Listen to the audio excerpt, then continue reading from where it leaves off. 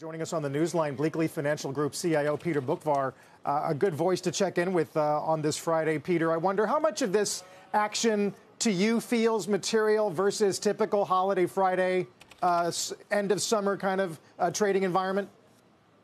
Well, I think because the market is closed on Monday, it's going to prevent U.S. investors to react to the Nord Stream news.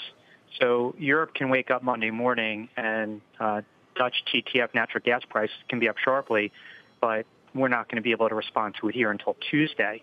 So I think that is helping to exaggerate the response to it. Now, Sunday, the Russians can change their minds, and gas prices would not rise.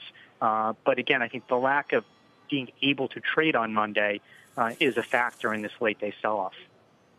Right. How are you feeling overall with these tests? You know, the 50% retracement up and the 50% retracement down.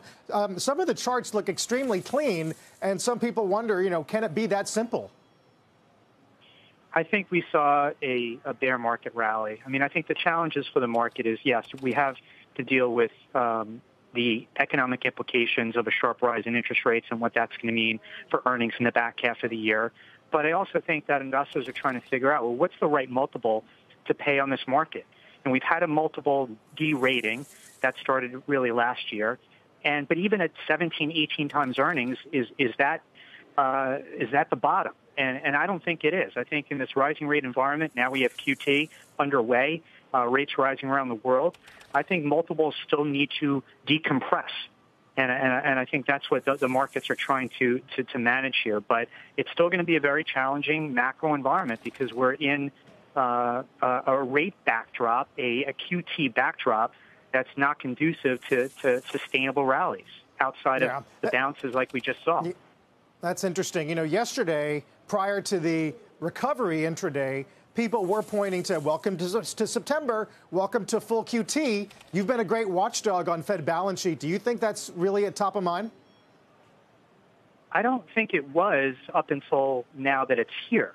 I think for the last couple of months, the main catalyst for that rally was, okay, maybe the Fed will be our friend again and back off. Obviously, Fed members, including Powell, disabused the markets of that notion.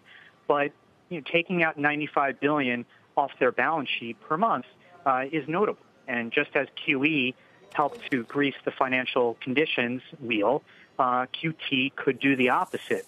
So we're back to sort of this double-barreled tightening that the market had to contend with in the fourth quarter 2018. At the same time, the global economy is more fragile, and other central banks are tightening as well.